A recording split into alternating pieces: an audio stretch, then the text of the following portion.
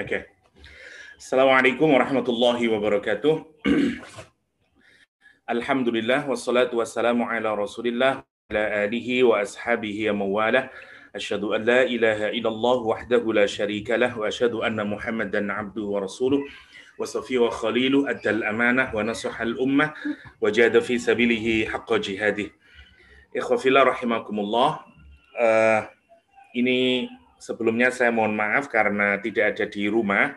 So nanti kalau misalnya koneksinya kurang baik, saya mungkin akan kita postpone atau kita ganti nanti di pertemuan-pertemuan yang mendatang. Kita coba saja, semoga masih bisa lancar ya. Oke. Kali ini insya Allah kita akan membicarakan salah satu asma Allah SWT atau nama Allah SWT An-Nasir. Nama Allah An-Nasir ini menarik untuk kita renungkan, terutama berkenaan dengan situasi di mana dunia ini makin memiliki banyak persoalan, tantangan hidup makin berat, ada banyak persoalan baik yang menyangkut pribadi kita, lingkungan kita, bahkan dunia ini. Karenanya nama Allah An-Nasir, ya, zat yang maha penolong, menjadi terasa amat dibutuhkan buat kita, terutama buat diri kita sendiri dan terutama buat kita sebagai ummah, sebagai satu nation, yaitu umat Islam.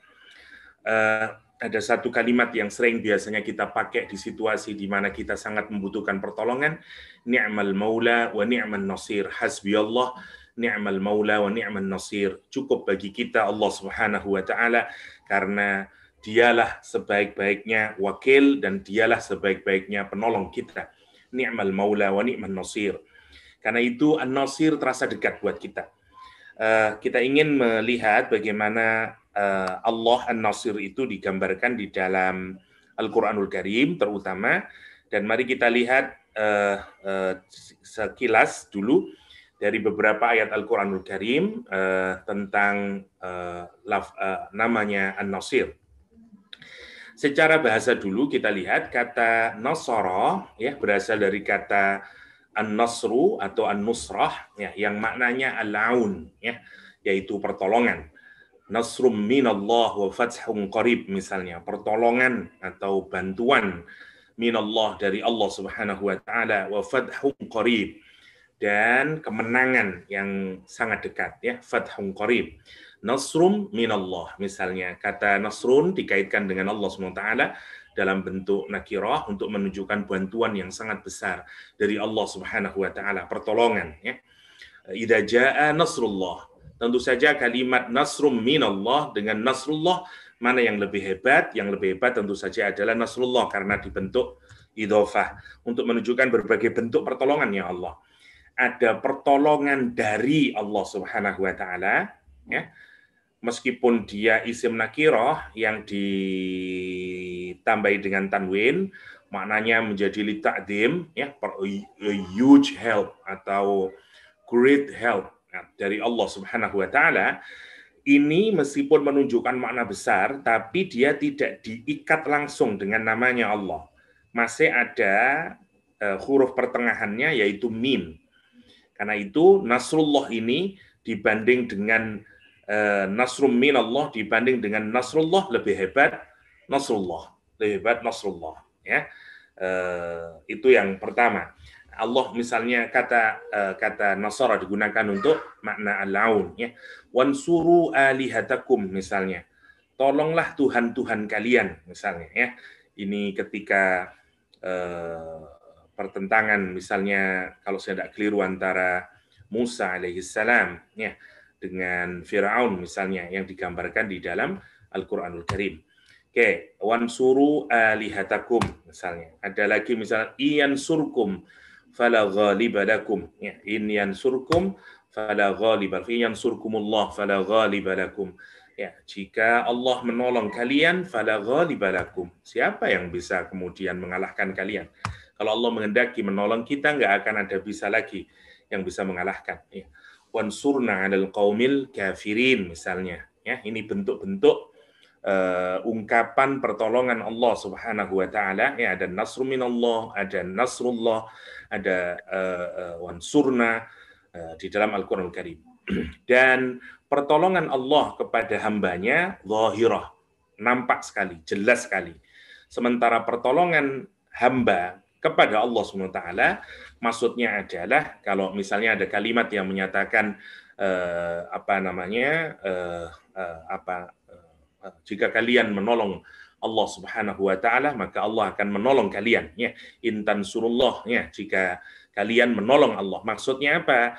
Maksudnya adalah ibadah kita kepada Allah Subhanahu wa taala, ya, usaha kita untuk menjalankan aturan-aturan Allah Subhanahu wa taala, menjaga janji-janji kita kepada Allah Subhanahu wa taala, memastikan hukum-hukumnya Allah berlangsung, ya, kita jalankan dalam kehidupan ini, menjauhkan diri dari larangan-larangan Allah Subhanahu wa taala, itu juga bagian dari maksud kita menolong Allah Subhanahu wa taala. Karena Allah sebenarnya bukan butuh pertolongan, tapi kalau ada kalimat yang menyatakan intan surullah yansurkum, misalnya seperti di surat Al-Hadid ini, ya, maksudnya adalah kita menjalankan perintah Allah Subhanahu wa taala, memastikan aturannya kita jalankan, larangannya kita jauhkan, itu namanya menolong Allah Subhanahu wa taala dalam tanda petik, ya.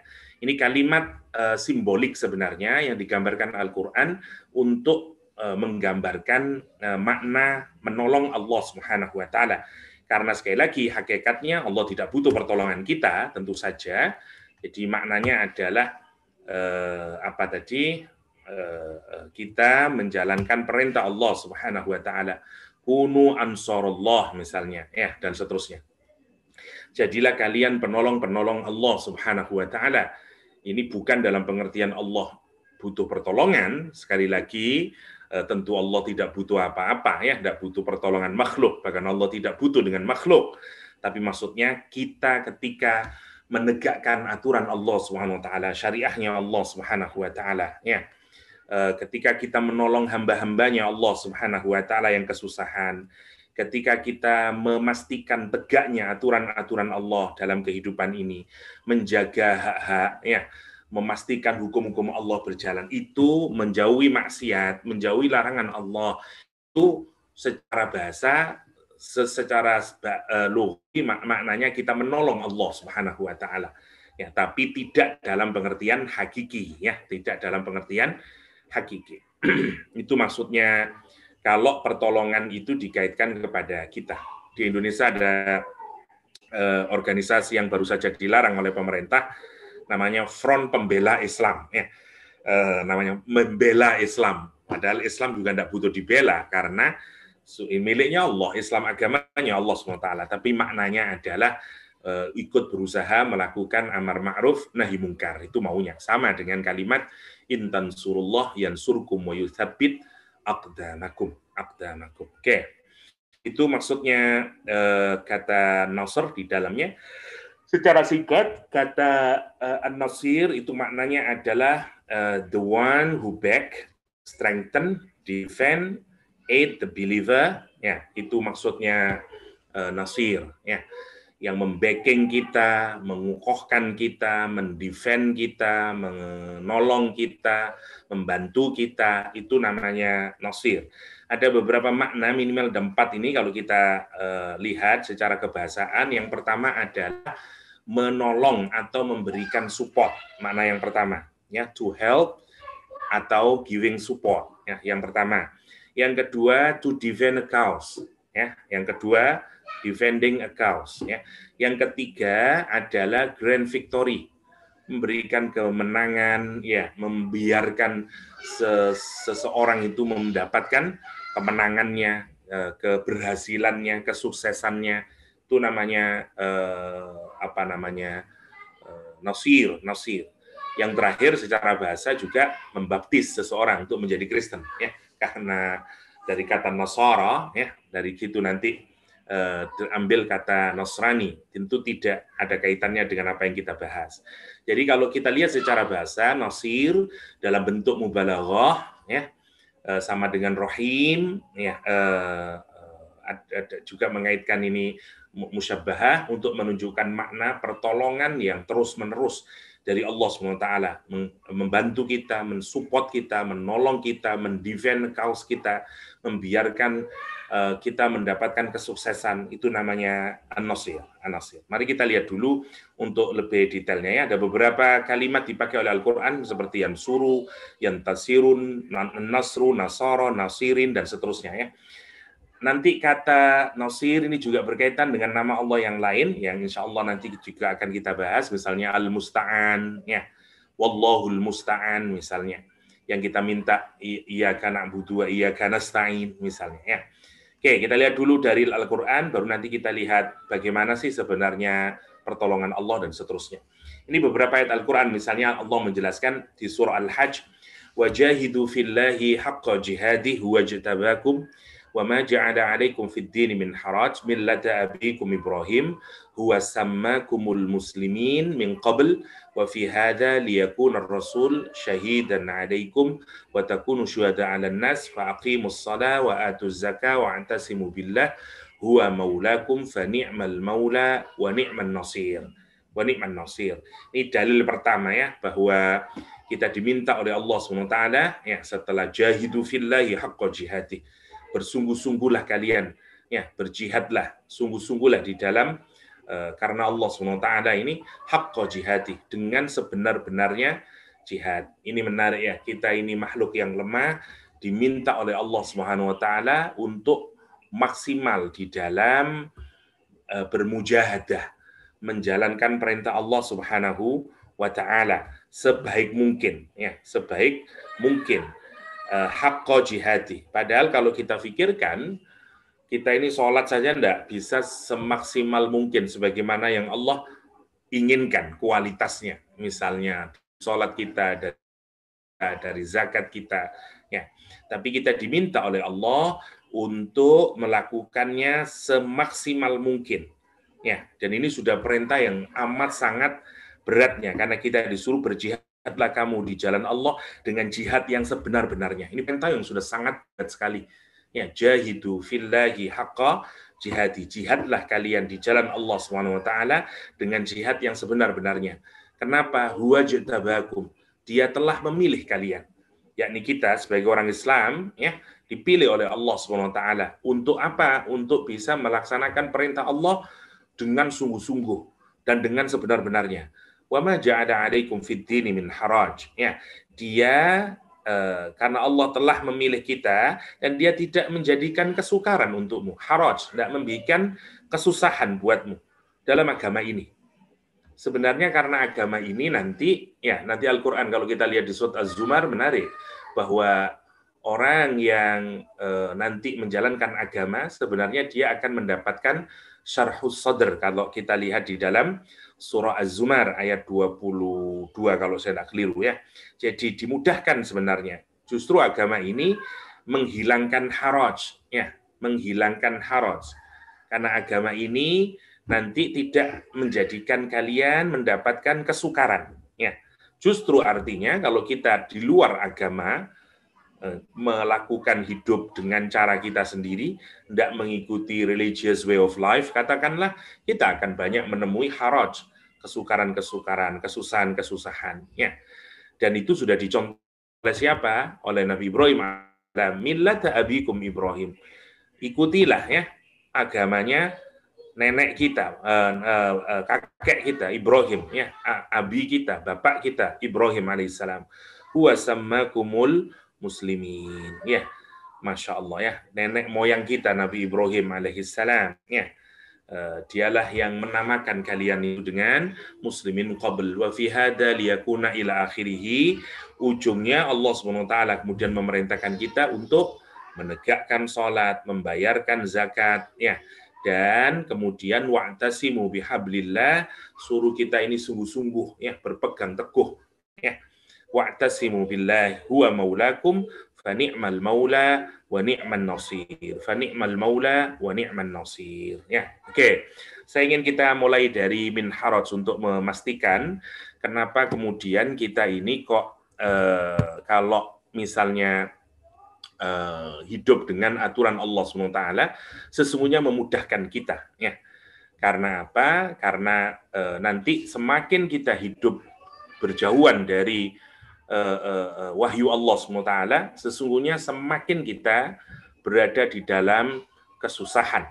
Karena itu di ayat ini kita diminta apa tadi? Diminta ngikutin Nabi Ibrahim alaihissalam. Ada contoh prakteknya, di mana bagaimana Nabi Ibrahim itu nanti meskipun kalau secara sekilas kita lihat ada banyak ujian, tapi yang menarik sesungguhnya kehidupan Nabi Ibrahim itu adalah kehidupan yang sangat indah sebenarnya nanti kalau kita perhatikan itu, ya, Masya Allah. Karena itu kita diminta untuk mengikuti millata abikum Ibrahim, ya, ngikutin agama nenek moyangmu, ya, atau bapakmu Ibrahim alaihissalam, ya, Ibrahim alaihissalam.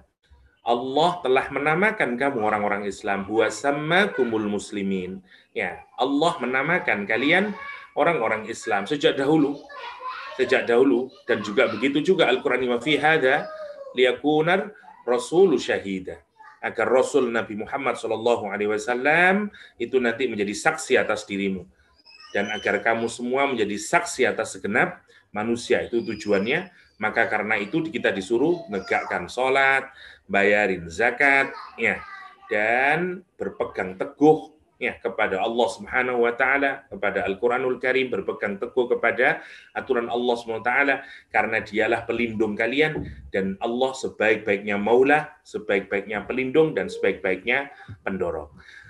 Sebelum ke sana, saya ingin kita melihat dulu untuk menguatkan makna haraj, ya. Kenapa kemudian kok nanti ada kata nasir, karena Nabi Ibrahim alaihissalam. Kita lihat dulu misalnya di surah Az-Zumar, ya, untuk menguatkan makna haraj tadi. Di surat Az-Zumar ayat ke-22, sebelumnya di ayat ke-21 lah, 21 sampai 22, Allah Subhanahu wa taala menggambarkan kepada kita kalimat yang menarik. Ayatnya diawali dari alam tara annallaha anzala minas sama'. Saya cari saja biar memudahkannya. Sebentar.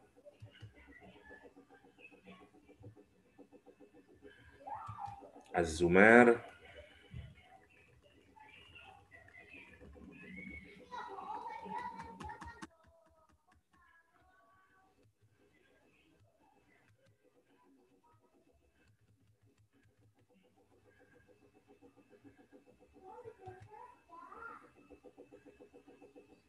Oke.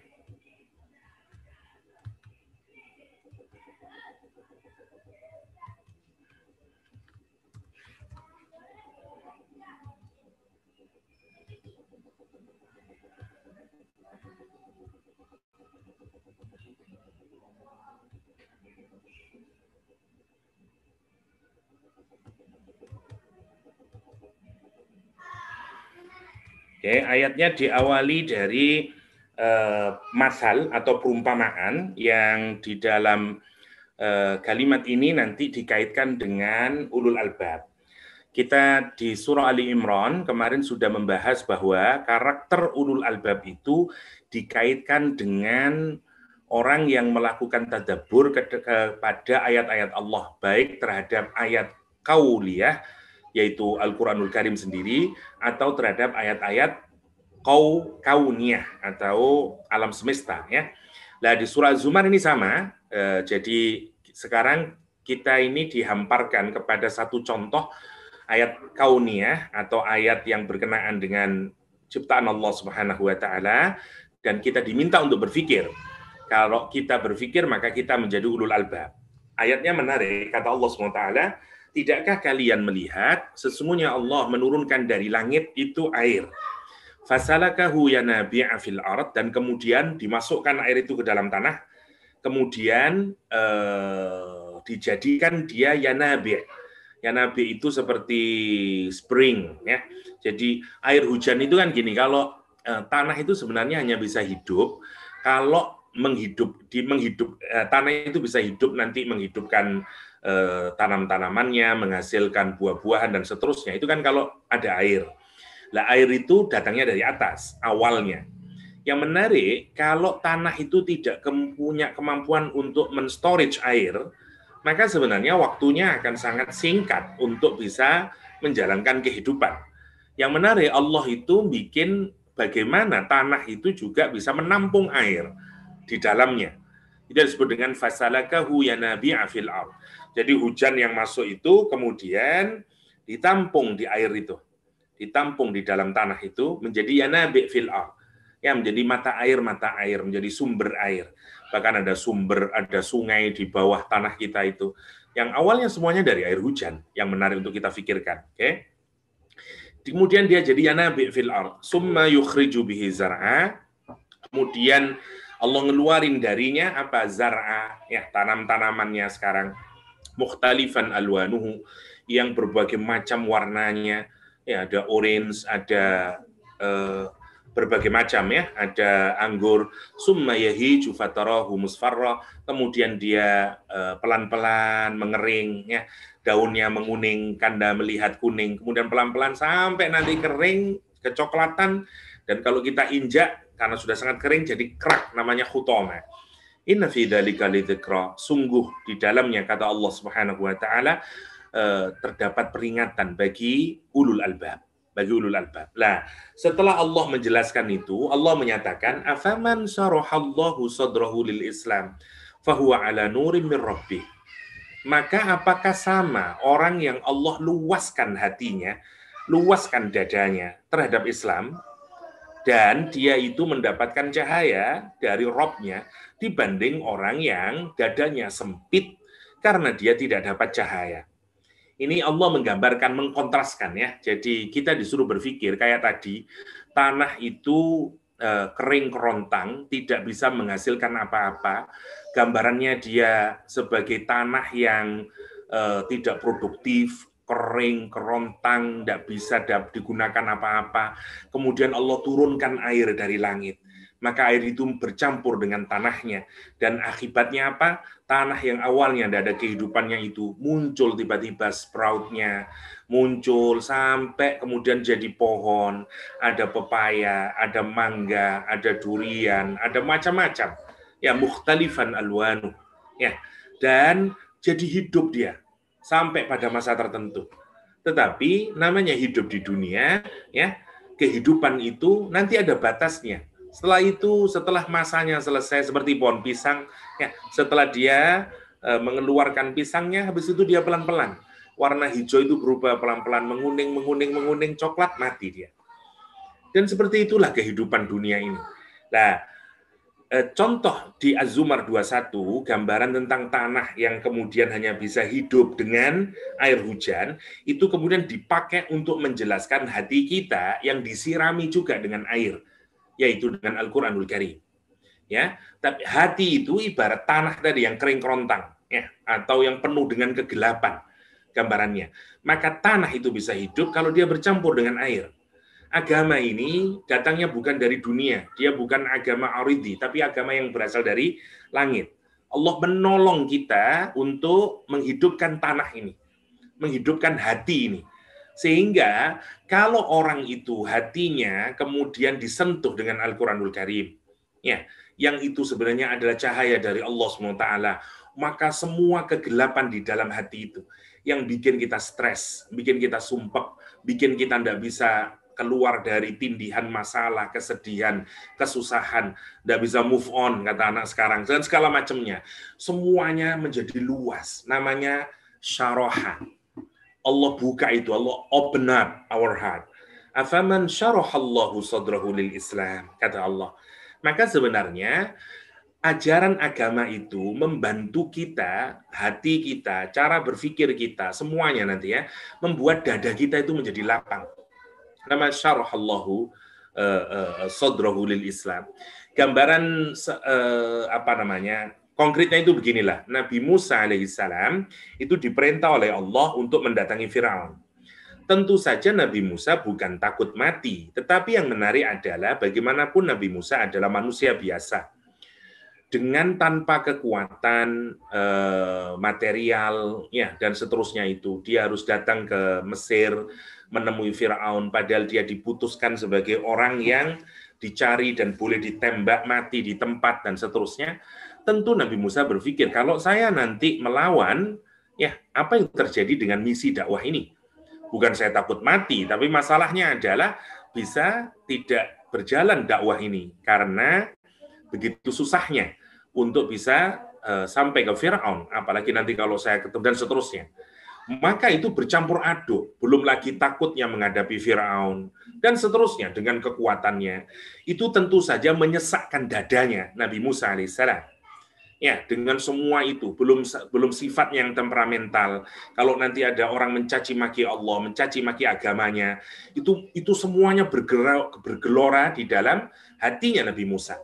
Nah, karena itu Nabi Musa nanti berdoa, Rabbis rohli sodri, ya Allah, ya Allah lebarkan, luaskan dada saya itu. Nah, itu maksudnya. Jadi syarhus sudur itu lapangnya hati. Hidup ini setiap aktivitas yang kita lakukan, ya kegagalan, semua kegagalan yang kita inginkan itu kan melahirkan kerumitan dalam hidup. Ada ketakutan, ada kesedihan, ada macam-macam. Apa yang membuat kita bisa lapang, apa yang membuat kita bisa plong, apa yang membuat kita bisa kemudian seperti di extended, ya, di widen, ya, chest kita ini adalah Islam. Itu cirinya. Jadi orang itu nanti kalau kena Al-Quran, atau dalam bahasa ini adalah Islam, kalau dia berinteraksi dengan Quran, dampaknya adalah sarhus sudur, itu maksudnya. Dampaknya adalah kelapangan hati. Kelapangan hati. Itu yang disebut dengan sarhus sudur. Karena itu Allah menyatakan, afaman saruhallahu sadrahu lil Islam fa huwa ala nuri min rabbih, kata Allah. Apakah sama orang yang Allah luaskan hatinya terhadap Islam, yang itu adalah cahaya dari Allah Subhanahu wa taala, dengan orang yang hatinya tidak mendapatkan cahaya dari Allah, yaitu orang yang kemudian hatinya jadi keras, hatinya menjadi constricted karena gelap gulita, disebut dengan qasiyati qulubuhum fawailun, maka celakalah, kata Allah, lil qasiyati qulubuhum, orang yang keras hatinya, orang yang membeku hatinya. Kenapa? Karena tidak ada cahaya. Atau seperti tanah tadi yang kering kerontang. Dari apa? Min dzikrillah, dari ingatan Allah SWT. Ulaika fi dhalalim mubin. Nah, ayat ini harus kita baca itu. Kita diminta oleh Allah untuk sungguh-sungguh dalam agama ini. Jahidu fillahi haqqa jihadi. Sungguh-sungguh menjalankan agama ini. Salatnya, zakatnya, ibadahnya, tadabburnya, dan seterusnya. Kenapa? Karena Allah telah milih kita. Allah ijtiba. Allah itu tahu bahwa di dalam diri kita itu ada potensi yang baik untuk Islam. Dan kita diminta serius oleh Allah dalam agama ini. Karena itu kalau kita santai dalam agama, ya sudahlah, yang pokoknya sudah. Pilihan Allah menyatakan, jahidu fillahi haqqa jihadi. Bersungguh-sungguhlah dalam agama ini. Dengan haqqa jihadi. Dengan sungguh-sungguh. Kenapa? Karena Allah has selected you.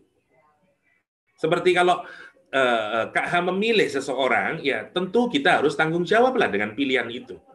Allah milih kita. Ada sekian banyak orang yang tidak dipilih oleh Allah untuk menjadi orang Islam. Kita dipilih Allah menjadi orang Islam. Dan Allah menyatakan, wa ma ja'ala 'alaikum fid dini min haraj. Dan Allah tidak jadikan buat kalian di dalam agama ini kesukaran. Karena kita setelah dipilih, terus kita merasa, saya tidak bisa menjadi orang Islam yang baik, ya Allah. Ya, saya ini pemalas, otak saya tidak cerdas, saya ini tidak komitmen orangnya, saya ini kurang jujur. Misalnya, ada sekian banyak yang membuat kita itu. Allah menyatakan, dan kita takut nanti kalau kita jadi terlalu religius nanti kayak apa, makin susah hidup. No, Allah menyatakan, wa ma ja'ala 'alaikum fid dini min haraj. Allah tidak jadikan buat kalian dalam agama ini, kalau kita menjadikan hidup kita ini dengan aturan agama, karena itu disebut dengan din, nggak ada sukaran. Kalau mau contoh konkretnya, lihatlah, ada contohnya yaitu Nabi Ibrahim alaihissalam. Hidupnya memang kalau Anda perhatikan ada banyak ujiannya, tetapi semua ujian itu berhasil dilewati, ujungnya melahirkan kebahagiaan. Dia menjadi imam dari seluruh manusia, anak-anaknya happy, melahirkan siapa nanti? Ishak, melahirkan Ismail, melahirkan Nabi Muhammad.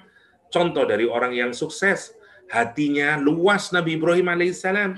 Ya, Dia yang pertama kali menyatakan ketika dicatakan Islamlah kalian, Islamlah, Nabi Ibrahim menyatakan aslamtu lirabbil alamin huwa sammakumul muslimin. Allah yang menamakan kalian orang Islam. Pasrah kepada Allah. Min qabl wa fi hadza, termasuk juga dalam Al-Qur'an ini, liyakunar rasulu alaikum syahida. Agar apa? Agar nanti Rasul menjadi saksi buat kalian atas keislaman kita, kepasrahan kita. Dan kita juga akan menjadi syuhada 'alan nas. Kita akan menjadi saksi buat seluruh manusia. Gerak-gerik kita itu menjadi persaksian bahwa kita ini adalah Muslim, bahwa kita ini adalah bermujahadah di dalam agama ini. Masih ingat ketika kita membicarakan syahidallahu annahu la ilaha illahu itu yang di surat Ali Imran. Jadi kita ini diminta juga untuk witnessing kepada seluruh makhluk yang ada di dunia ini, kepada seluruh manusia, bahwa kita ini orang Islam. Apanya? Mulai suruh kelihatinnya apanya? Sholatnya. Yang kedua zakatnya. Yang ketiga i'tisam kita billah. Berpegang teguh kita kepada agama ini. Masya Allah ya. Jadi untuk menjalankan syuhada 'alan nas itu kita diminta 3 hal ini oleh Allah SWT. Tegak sholat kita, ya hubungan baik dengan Allah Subhanahu wa taala, simbolnya aqimus shalah. Kemudian hubungan baik dengan sesama manusia, simbolnya adalah wa'atuz zakah, bayarkan zakat. Terus hidup kita ini berpegang teguh dengan aturan Allah SWT, i'tisam bihablillahil matin, ya, wa'tasimu billah, dan kita berpegang teguh dengan Allah. Nah, itu bukti konkret kalau kita adalah al-muslimun, ya, bahwa kita nanti berusaha menjadi syuhada 'alan nas, kita jahidu fillahi haqqa jihadi. Nah, dalam menjalankan 3 ini, pasti nanti akan ada tantangan. Ada orang yang tidak suka, ada musuh. Karena itu Allah mengatakan, huwa maulakum. Tenang saja, Allah itu yang akan menolong kita. Fa ni'mal maula wa ni'man nasir. Dan tidak ada penolong yang terbaik, ya, proteksi yang terbaik melebihi Allah SWT. Ni'mal maula, dia sebaik-baiknya maula dan sebaik-baiknya penolong. Nasir diletakkan dalam konteks mujahadah kita. Nasir diletakkan dalam konteks usaha kita menjadi syuhada 'alan nas, itu maksudnya. Jadi kalau kita lihat di sini, yang pertama ya, Allah An-Nasir itu diletakkan dalam konteks kita mujahadah. Oke, dalam konteks kita berislam. Dalam konteks kita menjadi syuhada 'alan nas. Oke, itulah kira-kira dalam kita menjalankan din. Saya ini, oke. Jadi 4 ini ya, kalau disimpulkan lagi dari usaha ini nanti syuhada 'alan nas itu nanti yang kita diminta oleh Allah menjalankannya adalah digambarkan dalam 3 kegiatan singkatnya ya. Oke. 1 namanya sholat, ya. Yang kedua namanya zakat, yang ketiga namanya i'tisam. Saya sebut i'tisam ya, i'tisam. Saya tambahilah bihablillah, i'tisam billah. Oke. I'tisam billah. Nah, gini maksudnya. Kata An-Nasir di sini ya, Allah sebagai penolong itu dilekatkan dengan usaha kita di dalam mujahadah. Mujahadah itu artinya sungguh-sungguh ya, gini. Jadi kata jahada itu jahada artinya to strive ya. To strive atau sungguh-sungguh, badrul juhdi, melakukan dengan sungguh-sungguh, atau upaya maksimal, namanya jahada. Oke.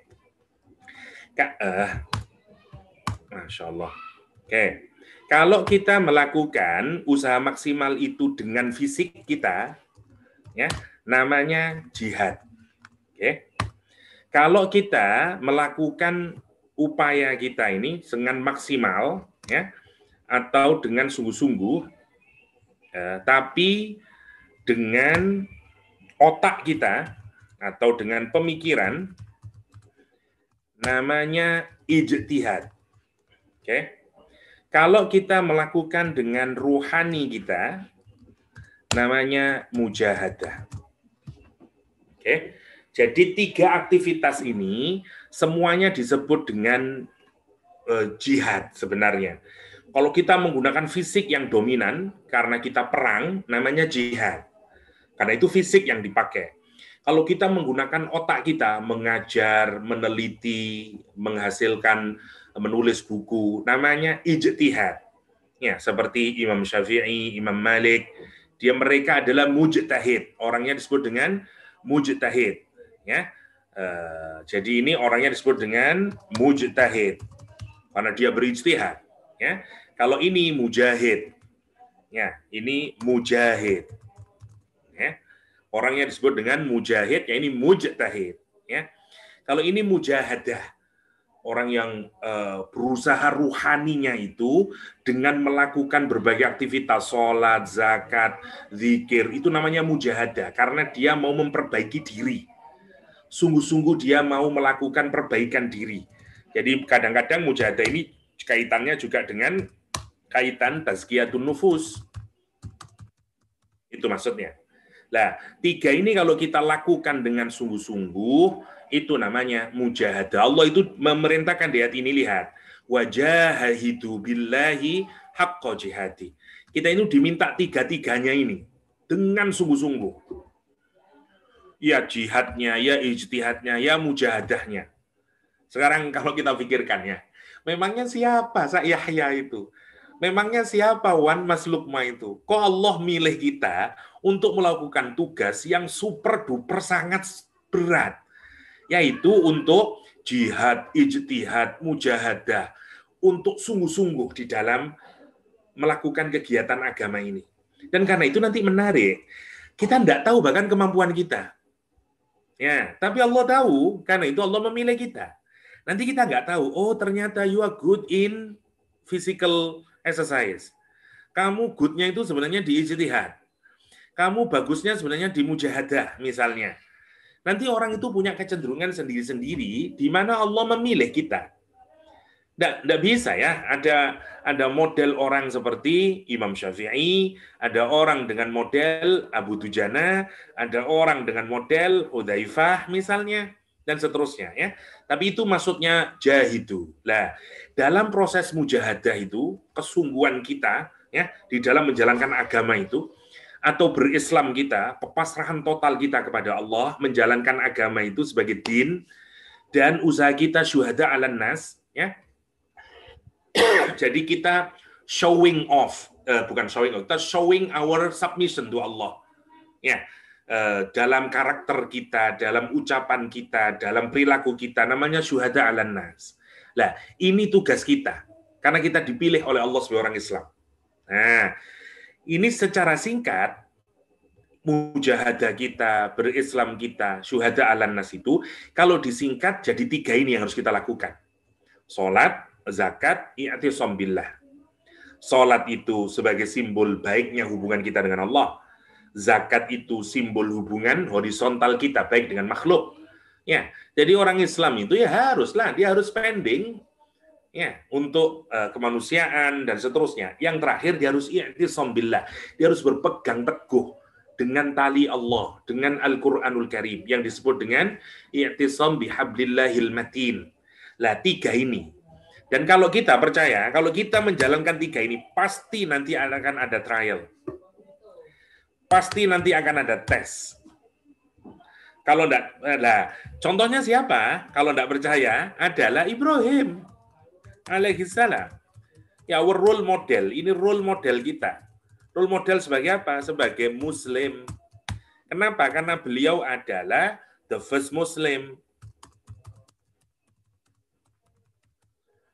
Gitu. Karena dia adalah contohnya the first Muslim itu. Sampai dia harus dibakar, dan seterusnya, Nabi Ibrahim alaihissalam.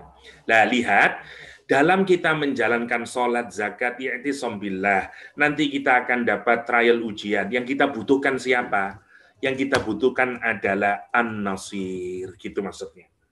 Yang kita butuhkan an-nasir. Dari situ kita, kenapa Al-Quran menggunakan kata an-nasir? Karena kita butuh pertolongan Allah. Karena ada masa di mana kita merasa lemah.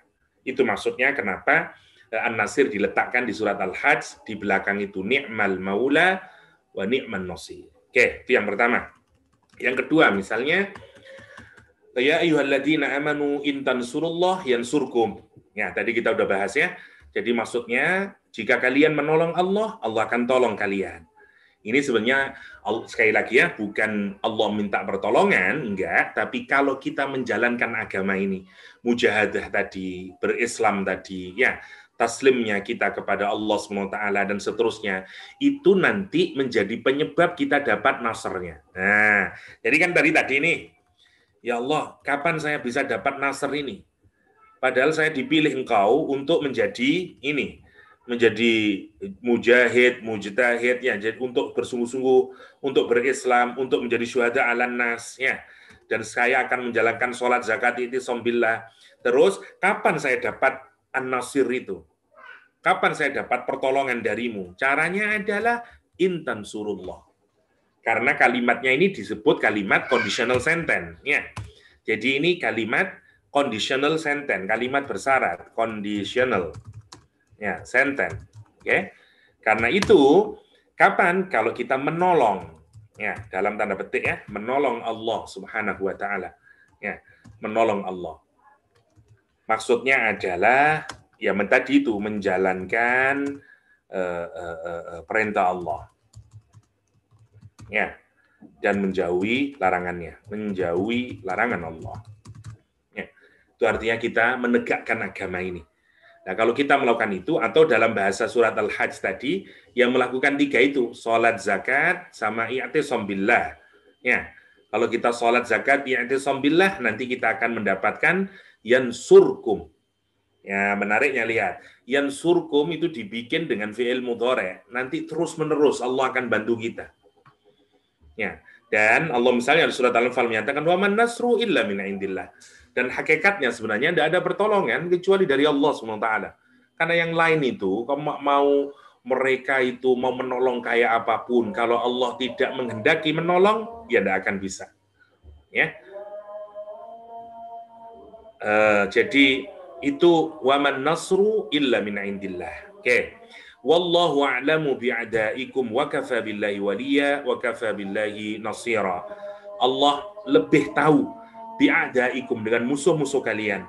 Wa kafa billahi waliya, dan cukuplah Allah sebagai walimu. Wa kafa billahi nasira, ya, maknanya sama. Wa kadzalika ja'alna likulli nabiyyin aduwwan minal mujrimin. Demikianlah kami jadikan bagi setiap nabi musuh dari kalangan kriminal. Jadi kalau orang berjalan dalam aturan Allah tadi ya, mujahadah, syuhada alan nas, ya, Islam, pasti nanti akan ada musuh. Nabi semuanya punya aduan minal mujrimin. Nah, kalau ada musuh kita butuh siapa? Allah An-Nasir. Karena itu Allah menyatakan wa kafa bi rabbika hadiyan wa nasira. Wa nasira. Al-Anfal misalnya, wa in tawallau, jika kamu berpaling, fa'lamu anallaha maulakum. Ketahuilah karena sesungguhnya Allah adalah maulamu. Ni'mal maula wa ni'man nasir. Nah, oke, itu maknanya kalau kita lihat An-Nasir di dalam Al-Quranul Karim. Kali ini kita akan bahas apa syaratnya untuk mendapatkan pertolongan Allah, dan kemudian kita melihat ada 3 nanti Nasr itu, ya, yaitu tadi ada 3 Nasr. Satu disebut dengan, kok panjang banget, Mas. Masya Allah. Nah, satu namanya An-Nasrul Istihqaqi, ya. Nasrul Istihqaqi, ya, atau kita sebut sebagai Victory of Worthiness, ya. Victory of Worthiness, ya. Itu yang pertama, atau Victory of Worthiness. Doktor, ya. Doktor nak solat dulu boleh? Kita rehat. Iya, Kak. Okay. Saya sholat dulu ya. Oke, saya preparing karena nggak enak, Kak. Oke, betul. Jadi ada 15 minit ya, Doktor, insyaAllah. Oke, insyaAllah. Okay. Ya. Oke, untuk sementara kita break dulu karena mungkin kurang kalau 15 KH karena masih anak-anak berwudu dan seterusnya. Biasanya is about 20 mungkin. Okey. Oke, dokter. Pokoknya begitu selesai saya coba masuk lagi ya. Okey. Itu saya kirim saja ini biar untuk bisa dibaca-baca dulu mungkin. Oke. Demikian dulu untuk sementara, nanti kita lanjutkan. Saya break dulu. Oke. Mohon maaf, Wan, Mas Lukman. Oke, dokter. Tentang pertolongan Allah SWT. Karena menarik ya. Jadi kapan Allah menolong itu ternyata menarik. Kita perhatikan dari nas-nas itu atau dari Al-Quran, dari hadis, itu ternyata menarik. Ada kalanya Allah menolong ketika prasyarat untuk hadirnya pertolongan Allah itu terpenuhi. Itu yang disebut dengan tadi pertolongan al-istihqaqi istilahnya ya. Nasrul istihqaqi atau pertolongan yang memang kita deserve untuk dapat. Misalnya ya. Itu yang pertama. Yang kedua, pertolongan yang itu semuanya ada di dalam kebijaksanaannya Allah SWT. Ya, kalau kita lihat misalnya orang ini tidak memenuhi persyaratan, tetapi Allah menangkan dia, Allah kasih bantuan kepada dia. Itu nanti yang kedua, yang namanya Nasrul Tafadduli. Yang ketiga namanya Mabda'i. Ya. Jadi jenis kemenangan yang kalau kita perhatikan mungkin tidak menang. Seperti misalnya Ashabul Ukhdud, seperti misalnya Ammar bin Yasir, seperti misalnya Habab bin Arad, seperti misalnya, nah nanti kita lihat semuanya contoh-contohnya itu untuk menunjukkan 3 tipe pertolongan Allah Subhanahu wa taala. Kita akan masuk ke 3 tipe pertolongan Allah Subhanahu wa taala dulu. Oke. Yang pertama, kita masuk ke tipe pertama, sebelum masuk ke syurutnya ini ya, iman sama i'dad ya. Namanya kita sebut tadi, saya balik ke belakang dulu. Sahabat-sahabat, bila doktor sebut tipe tadi tu sebenarnya type Ada 3 Kak? Hah? 3, bukan 4. Tak, 3. Type. 3 type. 3. Satu disebut dengan An-Nasrul Istihqaqi ya, Istihqaqi. 1 victory of worthiness ya, nomor 1. Nah, kita akan bahas ini sajalah dulu ya. Victory of worthiness atau Nasrul Istihqaqi ya. Kapan kita dapat nasr? Ini istihqaq dari hak. Sebenarnya sudah masuk ke dalam bahasa Melayu, hak dan kewajiban. Itu hak saya itu. Nah, gitu maksudnya. Istihqaq itu maksudnya kita memang berhak untuk mendapatkannya. Saya katakanlah begini, misalnya saya ngasih peraturan, siapa yang misalnya selesai mengerjakan task number 5 misalnya, dan dia berusia segini-segini, maka dia berhak untuk mendapatkan pertolongan misalnya. Itu namanya istihqaq. Istihqaq.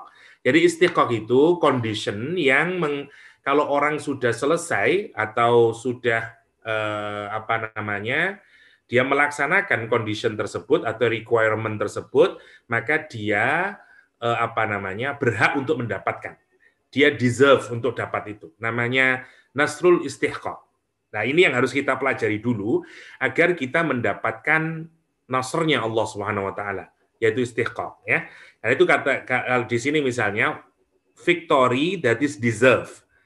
It come with a price which is faith and preparation. Syaratnya ada 2, 1 faith, yang kedua preparation. Contoh clear-nya nanti adalah perang Badar ya. Pada konteks ummah, pada konteks individu nanti kita lihat ya. Oke, kita balik lagi ke yang atas dulu.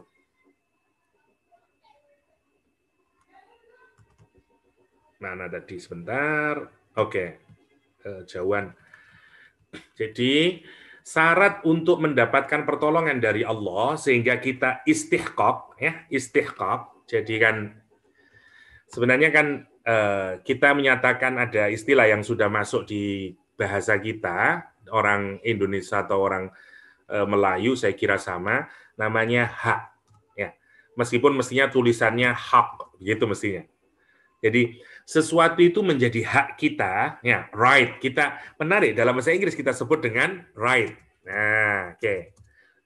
Jadi itu hak kita, our right misalnya ya. Jadi sama sebenarnya, saya tidak tahu apakah ini punya korelasi dengan Islam, saya tidak tahu ya. Obligation and right, right and obligation, itu yang menarik. Right itu juga sama, dalam bahasa Arab hak itu artinya juga benar, juga right. Menarik. Lah, kenapa kita berhak? Karena memang by law itu benar, ya, memang hak kita, karena itu disebut dengan hak.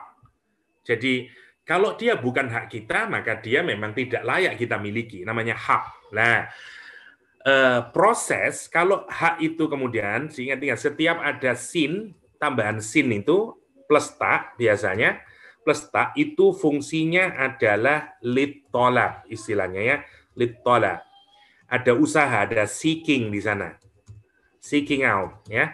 Jadi kalau kita seeking something itu namanya litolab. Misalnya istighfar, oke? Berarti ada tambahan sin sama tak dari kata ghafara, namanya litolab. Kita berusaha untuk mendapatkan ampunan Allah. Ada usaha di dalamnya, oke? Sama sekarang istihqaq. Nah, kalimatnya itu namanya istihqaq. Istihqaq. Berarti di dalamnya usaha untuk mendapatkan hak. Nah, itu maksudnya. Mendapatkan hak kita. Nah, apa hak kita itu? Hak kita itu adalah pertolongan Allah, nasrullah, itu maksudnya. Jadi usaha agar kita ini mendapatkan hak untuk ditolong oleh Allah namanya istihqaq. Nah, jenis pertolongan itu namanya nasrul istihqaq. Karena itu disebut dengan an-nasrul ya, an-nasr al-istihqaqi, al-istihqaqi istilahnya. Atau mudahnya ya nasrul istihqaq ya, nasrul istihqaq. Istihqaq. Oke. Itu namanya pertama ya. An-nasr al-istihqaq ya. Yaitu nasrun istihqaq itu adalah pertolongan dari Allah yang memang kita berhak mendapatkannya. Nah, itu maksudnya, oke. Syaratnya untuk mendapatkan istihqaq itu adalah dua. Satu, al-iman. Kedua, al-i'dad. Satu, faith. Dua, preparation. Ya, oke. Apa yang dimaksud dengan faith? Tentu saja iman. Kalau imannya kuat, imannya layak untuk dapat, maka akan dapat pertolongan dari Allah SWT. Ya, yang pertama, iman dulu. Yang kedua, harus punya persiapan. Dari mana ayatnya? Wa'iddu lahum mastata'tu min quwwah. Kita harus ada usaha yang kita lakukan. Kita preparing untuk mendapatkan pertolongan Allah. Ada usaha. Misalnya kalau perang, misalnya untuk case Badar misalnya, ya berangkat meskipun jumlahnya cuma 313 ya, tapi kita marching terus melawan mereka meskipun misalnya logically kalau kita lihat secara logika tidak mungkin menang. Berapa kuda yang dimiliki, berapa unta yang dimiliki, berapa misalnya pedang berapa yang dimiliki, ya tidak sama sekali tidak equal antara Quraisy sama orang Islam saat itu, ya itu yang disebut dengan preparation. Tapi tetap dilakukan, tetap preparing itu maksudnya. Jadi kalau sudah ada iman terus ditambah dengan preparation, maka insya Allah kita akan dapat pertolongan dari Allah. Gini maksudnya ya, karena sebenarnya kesuksesan seseorang, ini yang harus kita pikirkan ya, kesuksesan itu sebenarnya adalah kombinasi. Ini yang harus kita dalami konteksnya ini. Jadi ada asbab ya, saya mau, ini mungkin berbeda. Jadi Allah itu adalah, Allah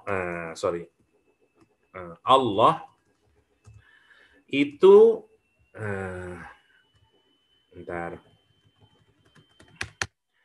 Allah itu an-nasir. Oke, Allah itu saya sebut dulu musabbibul asbab. Atau the prime cause. Oke. Lah, musabbibul asbab. Dalam kaitan dengan musabbibul asbab ini, nama Allah yang lain adalah An-Nasir, karena Allah menolong. Oke. Kalau kita punya masalah, katakanlah we have problem, atau kita punya masalah lah, oke? Kita ingin dapat victory. Oke. Sebenarnya ada dua usaha di situ itu, ya. Usaha kita, ya. Jadi kita, misalnya saya, misalnya ya, usaha kita, our effort, oke? Usaha kita yang kita lakukan. Yang kedua, Allah, ya, sebagai An-Nasir. Oke. Nah, kalau kita pikirkan sebenarnya, kalau kita punya masalah dan kita mau solving the problem, ya, how to solve, ini kan kita mau solving, ya, the problem, atau kita mau solving the problem, oke, yang nanti akhirnya kita dapat victory, oke. Kalau kita pakai modern mind, bahwa yang bisa menghasilkan victory itu adalah kita sendiri, our effort. Okay. Dalam agama itu tidak. Sebenarnya victory itu yang memberikan adalah musabbibul asbab. Karena hakikatnya, kemenangan itu hakikatnya diberikan oleh Allah SWT. Kalau kita tahu rumusnya sebenarnya. Cuman karena kita ini sudah terbawa cara berpikir sekularistik, ya, yang menyebabkan bahwa kalau saya menjadi the best graduate of UKM misalnya, saya menjadi apalah, macam-macam lah, achiever ini, again apalah, dan seterusnya. Itu seakan-akan kita merujuk ke dalam diri kita sendiri. I, terus. Nah, kita lupa bahwa sebenarnya Allah itu adalah musabbibul asbab, the prime cause. Kita ini hanya mungkin contribute 20%, 30%. Hakikatnya yang menyebabkan pertolongan itu adalah, yang menyebabkan victory itu adalah Allah Subhanahu wa taala. Itu maksudnya, ya. Apalagi dalam kaitannya dengan nama Allah An-Nasir. Kita harus nata otak dulu bahwa sebenarnya kalau kita punya masalah dan kita kepingin menghasilkan victory, kita harus ingat, kita ini sebenarnya kita harus putting our effort, tentu saja, tetapi hakikatnya sebenarnya yang paling besar kontribusinya itu Allah SWT, An-Nasir. Itu maksudnya. Nah, kita ini cuman diminta agar kita ini dapat victory, maka kita harus ngelakuin dua. Satu, faith, having faith, ya, having a solid faith, atau katakanlah sound, ya,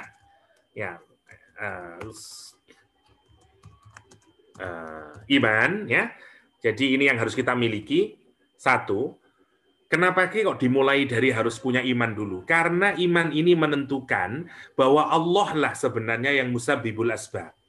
Itu maksudnya.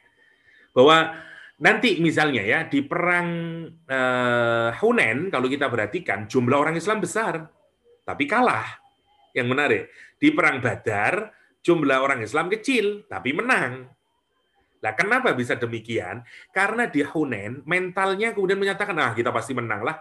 Jumlah kita besar, musuh kita kecil. So, logically speaking, kalau kita ini more powerful than them, karena itu kita mesti menang. Kita kemudian menegate the contribution of Allah, the nasr of Allah Subhanahu wa taala, pertolongan Allah Subhanahu wa taala. Karena itu, kalau kita kepingin dapat bantuan dari Allah, yang pertama adalah kita punya solid and sound faith. Kepada siapa? Allah sebagai An-Nasr terutama. Bahwa Allah yang punya, ya, bahwa Allah yang akan menolong kita, menyelesaikan persoalan kita apapun saja. Itu orang beriman. Sama lah kalau kita sakit, orang beriman adalah siapa yang menyembuhkan? Allah. Dokter itu wasilah saja. Nah, itu yang pertama. Yang kedua, kalau kita sudah punya faith, yang kedua kita harus ada isti'dad. Tadi itu ada i'dad. I'dad itu preparation. Preparation itu maksudnya preparationnya itu maksudnya adalah kita harus menunjukkan our effort. Kita harus tunjukin itu. Apa yang sudah kita lakukan di depan Allah. Meskipun mungkin usaha kita itu tiap orang beda-beda, ya, beda-beda. Kita nggak tahu. Yang penting usaha sudah maksimal. Misalnya kita mau bisnis kita sukses. So, bagaimana harus kita lakukan? Punya faith dulu. yakin memberi rizki Allah, yakin yang melancarkan rizki Allah. Semua kita lakukan dengan aturan yang tidak melanggar aturan syarak, terus prepare, i'dad sudah, usaha. Ya, jualan, buka lapak, dan seterusnya. Nah, nanti Allah yang akan ngasih bantuan. Asal dua syarat ini dipenuhi, maka nanti kita berhak, kita akan deserve to have nasr of Allah SWT. Ya, pertolongan dari Allah Subhanahu wa taala, gitu.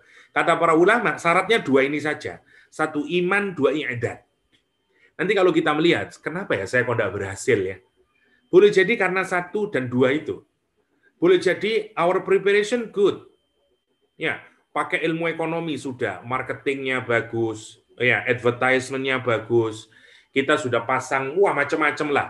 Kita memilih site-nya, bisnis site-nya tepat, semuanya lah. Wah, dan segala macam. Tapi tidak laku juga. Mungkin karena kita meletakkannya kepada effort saja.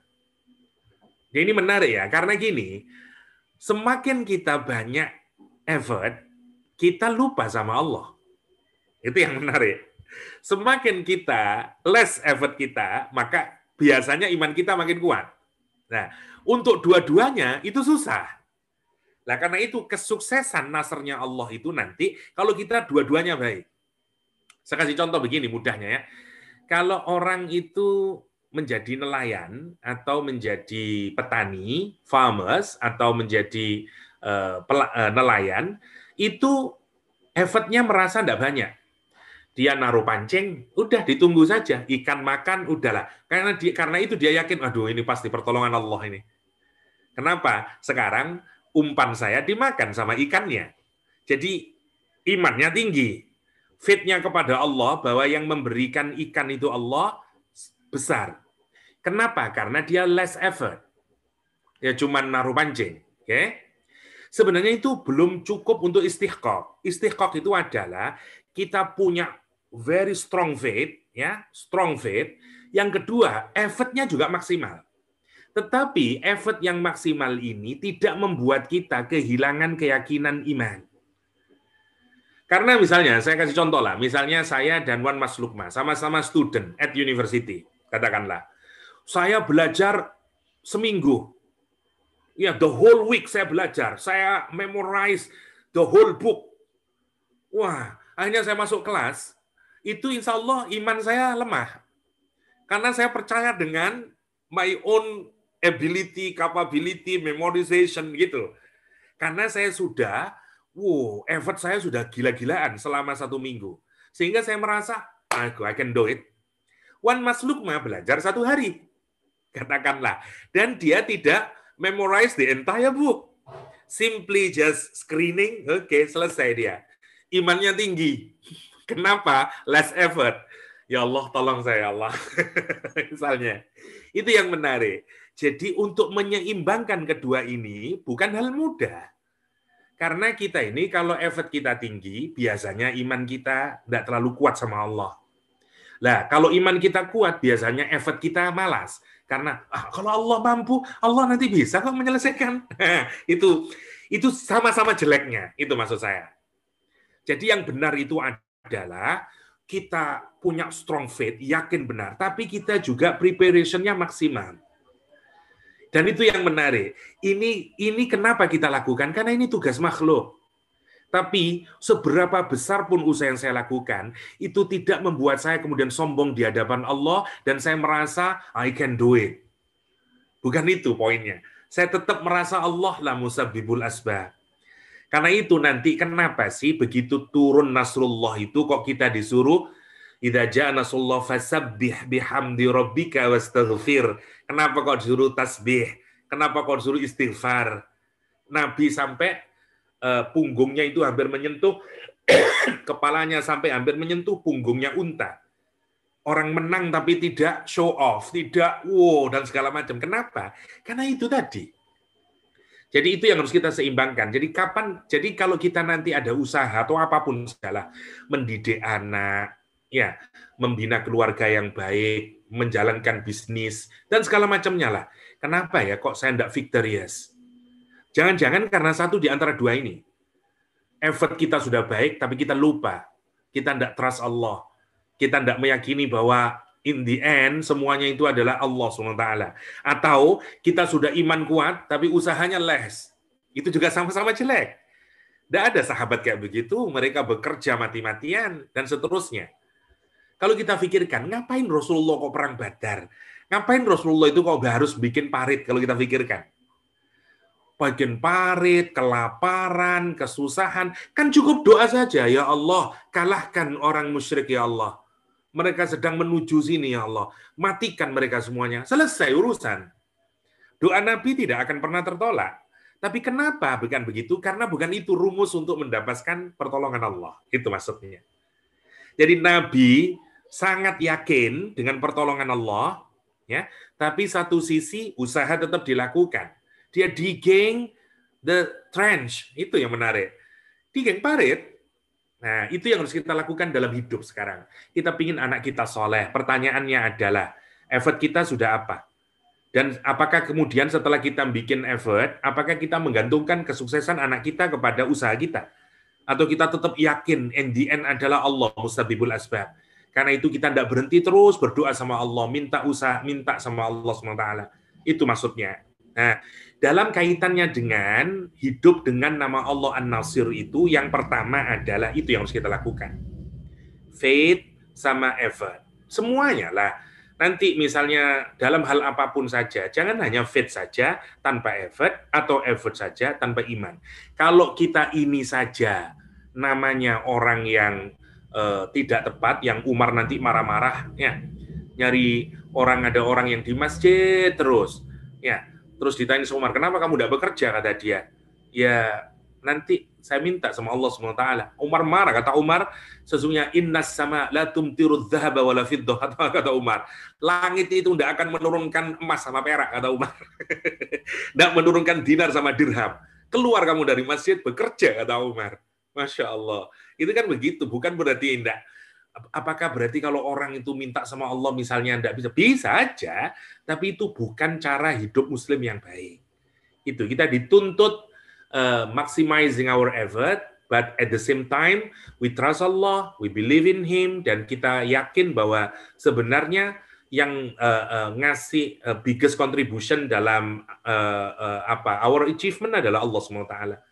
Maka nanti kalau victory, kalau kita victorious, kalau kita sudah dapat achievement, kita tidak jadi sombong. Itu poinnya. Kenapa? Karena kita menyangka ada kontribusi Allah di sana. Karena itu kalimatnya syukur, alhamdulillah. Why? Because we believe that Allah is musabibul asbab, Allah an-nasir. Kenapa orang kalau victorious, kalau orang sudah dapat achievement sombong? Karena dia merasa that's our effort, that's me. Ya, dan seterusnya. Indahnya Islam itu gitu. Jadi ketika kita sudah mendapatkan achievement, kita dapat victory, tapi kita tidak membuat kita sombong. Nah, itu yang menarik. Kenapa? Once kita sombong, nanti kita akan gagal. Oke lah, kita putting our effort. Akhirnya kita dapat achievement. Tapi kemudian kita sombong. Tidak lama, nanti kita akan gagal. Justru kalau kita dapat achievement, tapi kita tetap tetap low profile, tetap dan seterusnya, ya, kita sadar ini dari Allah, kita tetap menjadi bersyukur kepada Allah, insya Allah itu akan terus. Kita akan dapat achievement lagi. That's the beauty of Islam menurut saya. Jadi kebanggaan kita, keberhasilan kita tidak membuat personili kita menjadi jelek. And that's menurut saya itu sangat indah bagaimana orang hidup dengan an-nasir. Tidak sombong dia malah menjadi bersyukur. Itu poinnya, ya. Jadi yang disebut dengan satu al-iman, dua al-i'dad. Yang kedua adalah al-i'dad. Karena itu Allah menyuruh i'dad itu. Wa'iddu lahum mastata'tum min quwwatin. Persiapkan buat kalian semampu kalian. Kalau mau perang, suruh bikin isti'dad. Suruh persiapan, surat Al-Anfal, ya. Diminta oleh Allah Subhanahu wa taala. Karena itu kita disuruh untuk apa? Hakikatil akhdi bil asbab. Kita bagaimana sih, kenapa kita itu? Karena itu Allah kayak begitu, misalnya ada dua orang yang sedang berselisih. Kemudian ketika mau diselesaikan, orang satunya itu terus bilang, hasbi Allah, udahlah terserah Allah saja, katanya.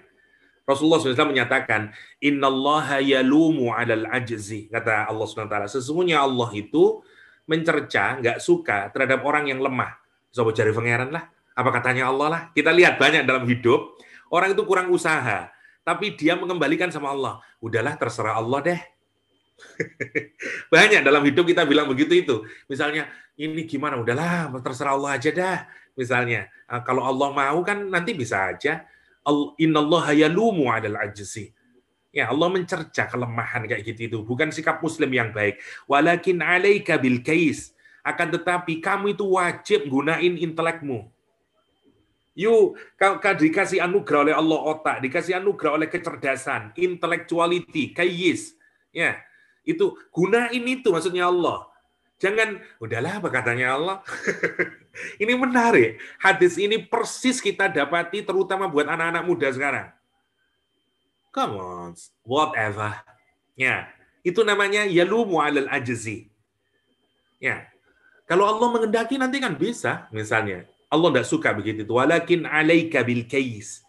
Gunain otakmu, gunain maksimum your effort. Fa'idha ghalabaka amrun, tapi kata Allah, kalau ada masalah di mana kamu sudah tidak bisa menyelesaikan, tapi kamu sudah putting your effort as much as possible, misalnya, udah paling hard, terkuat sudah, baru kamu berkata, hasbi Allah, ni'mal maula wa ni'mal wakil. Jangan kayak orang tadi, punya masalah, baru diselesaikan, dia sudahlah hasbi Allah lah. Rasulullah nggak suka, ya. Karena itu dalam hadis Abu Dawud ini menarik. Saya senang hadis ini. Innallaha yalumu 'alal ajzi, terutama buat anak muda yang enggak fight, enggak punya Kalau anak sekarang ngomongnya enggak fighting ya. Kebanyakan nonton drama Korea biasanya fighting. Misalnya, ini untuk nunjukin apa? Begitu mestinya orang Islam itu. Innallaha yalumu 'alal ajzi walakin 'alaika bil kaisi. Fa'idha ghalabaka amrun, baru kita menyatakan hasbi Allah, ni'mal wakil, ni'mal maula wa ni'man nasir. Ya, nanti jadikan lagu sama Mahir Zainnya. Hasbi Rabbi Jallallah ma fi qalbi illallah. Siwallah ya. Jadi lagu malah ya yang menarik untuk kita pikirkan adalah itu maksudnya. Jadi yang pertama adalah iman, yang kedua adalah alaika bil kaisi. Baru kalau sudah maksimum, belum terpecahkan, hasbi Allah wa ni'mal wakil. Anak sudah dihantarkan ke sekolah Islam yang baik, dicarikan tempat pendidikan yang baik, kita berdoa terus, kita berusaha maksimal dan seterusnya. Tapi anak saya kok belum soleh-soleh ya? Hasbi Allah, ni'mal wakil. Allah punya rencananya sendiri. Masya Allah, kita tidak tahu. Bayangkan di Indonesia ada seorang kiai yang menarik ya. Namanya, tidak saya sebut namanya lah, tidak enak. Salah seorang yang putra dari seorang kiai besar di Jawa Tengah, ceritanya. Dia ini sekolah hanya kelas 2 SD, primary school. Nakal sekali, dan di sekolah itu tidak pernah sekolah. Hanya kelas 2 primary school. Akhirnya, karena dia tidak lulus-lulus sekolah, kelas 2 saja, primary school, akhirnya sama bapaknya dikatakan, anak ini tidak bisa, biar saya aja yang mengajarin. Jadi dia diajarin oleh ayahnya sendiri, yang sekarang menarik, kalau Anda perhatikan, orangnya alim sekali, hafal Al-Quran, menulis kitab dalam bahasa Arab, sudah banyak yang ditulis, dan dia keluasan ilmunya, bacaan kitab-kitab Arabnya, Masya Allah. Dan kalau kita pikir, dari mana dia belajarnya? Kalau kita pikirkan, dulu orang yang mengenal dia, nakal, sekolah tidak lulus sampai kelas 2 SD, dan seterusnya. Kita nggak tahu, itu maksudnya. Kita nggak tahu. Ya. Tetapi lihat, orang tuanya melakukan usaha yang maksimal. Setelah itu Allah yang menyatakan. Ketika sudah tidak tahu, hasbi Allah wa ni'mal wakil. Ada satu lagi, misalnya salah satu pesantren besar juga di Jawa Timur, namanya Al-Falah, di Kediri. Itu salah satu putra dari kiainya, itu juga tidak pandai. Grammar bahasa Arab, dia itu bayangin, ini santrinya itu sampai sekitar 10-20 ribu. Ini big pesantren, big ma'had, ya. Bayangin 20.000 muridnya, ya. Jadi ini putra kiainya, putra dari yang pemilik pondok, itu belajar bahasa Arab sama guru-guru di sekolahnya itu. Sampai gurunya bilang, kayaknya sampean ini kenapa kok enggak bisa-bisa, kata dia. Sampai gurunya merasa, ini apa yang salah? Lah putranya kiainya kok susah banget belajarnya. Itu gurunya sendiri yang ngomong. Dan dia cerita begitu. Sampai akhirnya dia didudukkan, gurunya bilang, kamu itu kenapa sih? Kok kenapa otaknya kok enggak seperti bapakmu misalnya, dan seterusnya. Tapi nanti menarik. Ya, kemudian dia nangis, jadi perubahan, dan nanti sekarang udah pinter sekarang, udah jadi alim sekarang. Kita nggak tahu, itu namanya an-nasir. An-nasir. Yang kita lakukan itu cuma dua. Satu, having strong faith in Allah SWT. Yang kedua, udah, yang penting usaha. Lawang semuanya itu Allah. Allah Al-Khaliq, Allah An-Nasir, semuanya itu Allah. Yang penting itu. Sehingga nanti kita ini juga tidak stres kalau usaha. Karena kita merasa, coba bayangin kalau kita hanya percaya sama our own effort. Kalau kemudian kita sudah putting our effort, ya serius, kemudian gagal, apa yang terjadi pada diri kita? Stres. Ya, pasti kita stres.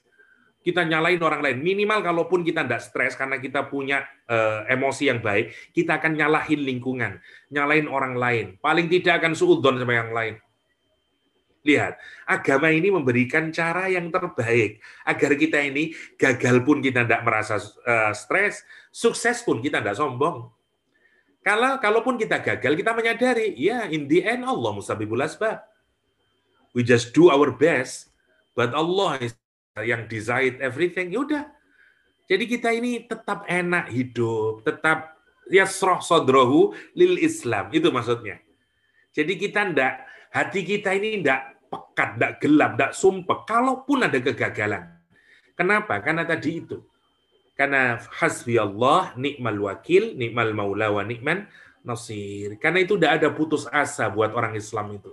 Nggak ada putus asa. Kenapa? Karena kita sudah mengambil porsi kita.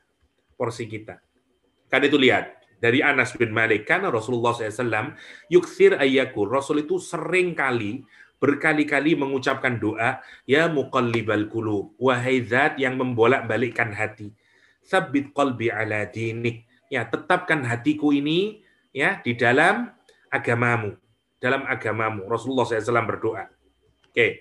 Maka aku, kata Anas, berkata, ya Rasulullah, aman nabik. Sesungguhnya kita ini kan sudah beriman sama Allah. Wa bima ji'ta bih, dan dengan apa yang kau bawa. Ya, fahal takhafu alaina. Kenapa jenengan itu kok masih? Kenapa engkau ya Allah, ya Rasulullah, kok tetap berdoa, ya Allah, wahai yang membolak-balikkan hati, tetapkan hati saya itu. Bukankah kita ini sudah punya firm, punya strong faith kepada Allah? Kita ini yakin dengan risalah Al-Quran yang kau bawa. Kenapa kok doa, ya Allah, wahai yang membolak-balikkan hati? Ya, kenapa? Kata Rasulullah, qala na'am, innal quluba baina usbu'ain. Karena hati itu di antara dua jemarinya Allah SWT. Jangan dipikirkan seperti manusia ya, untuk nunjukin bahwa dia begitu sangat fragile. Yuqallibuha kaifa yasha. Yang Allah bisa membolak-balikkan kapan saja sekehendaknya. Jangan merasa kita bisa, hari ini kita bisa, wah, hati kita ini sangat fragile. 5 menit yang lalu kita menangis, 10 menit berikutnya kita ketawa, dan seterusnya. Ya, menarik kita ini. Jadi, karena itu kita mohon agar kita ini ditetapkan hati dalam iman. Itu maksudnya. Ya. Oke, jadi kalau kita ini ngikutin cara yang baik, maka insya Allah akan menumbuhkan effort kita yang baik, nanti akan menumbuhkan iman yang baik. Tapi kalau kita menggunakan cara yang tidak baik atau cara-cara yang salah seperti tadi, juga kita akan tidak melahirkan kesuksesan, justru makin susah, makin gelap. Itu karena itu lihat ayatnya yang seperti saya kemukakan tadi ya. Afaman syarahallahu sadrahu lil Islam fahuwa ala nurim mir rabbi. Oke. Sekarang kita lihat contohnya ya. Oke, kita lihat contohnya bagaimana orang yang sudah melakukan dua hal tersebut dapat pertolongan dari Allah SWT. Saya kasih contoh individual dulu, Imam Hasan Al-Basri. Gini, di kalangan para tabi'in itu ada perbedaan di kalangan para ulama. Siapakah yang paling the best di antara tabi'in itu? Sebagian menyatakan Ibnu Musayyib, yang lain menyatakan Hasan al-Basri di Irak. Imam besar di kalangan tabi'in, namanya Hasan al-Basri, min kibari tabi'in. Suatu hari, dia ini tentu saja sebagai seorang alim, sebagai seorang yang soleh, dia harus menyampaikan amanat ilmiah, amanat ilmu. Apa yang harus dia sampaikan, dia sampaikan. Zaman itu adalah zamannya Al-Hajjaj, yang terkenal bengis, kejam. Ya, pemerintahan Islam saat itu dikuasai oleh gubernurnya namanya Al-Hajjaj, ya, yang sangat diktatorship, killer dia. Dan begitu menjelaskan, ya, kritiknya dan dia segala macamnya, ya, kata-katanya dia enggak tedeng aling-aling. Ya, dia berkata sebagaimana apa yang memang semestinya dikatakan sesuai dengan Al-Quran dan Sunnah Rasulullah SAW. Sampai kemudian, katakanlah ya, ceramahnya Imam Hasan al-Basri ini sampai ke Al-Hajjaj. Al-Hajjaj marah. Dan kata Al-Hajjaj, panggil Hasan al-Basri, tak penggal kepalanya. Bayangin ya, Hasan al-Basri sekarang dipanggil, dia suruh lihat orang-orang penggal nanti kepalanya, kata dia. Oke, udah, setelah didatangkan Hasan al-Basri, kemudian yang menarik ya, karena dia dihadirkan liyaqta'a ra'sahu, untuk dipotong kepalanya, amama man haulah, di depan orang-orang yang ada di sekitar dia. Kemudian Hasan al-Basri sudah didatangkan, Ji'a bil Hasan al-Basri wa dakhala 'ala al-Hajjaj. Sekarang Hasan al-Basri masuk ke Al-Hajjaj, ya. Dan dia sudah ngelihat ini, pedangnya udah mulai, ya, udah mau dibunuh itu. Maka kemudian Hasan al-Basri kemudian menggerakkan bibirnya.